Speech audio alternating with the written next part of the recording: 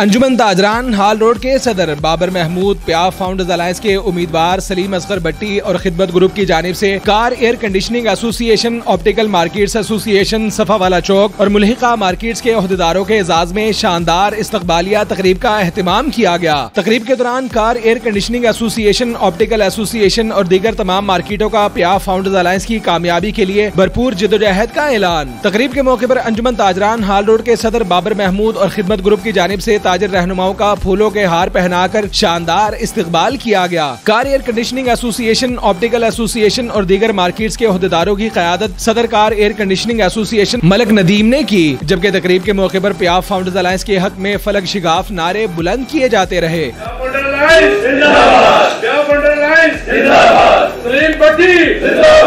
Babar Mahmood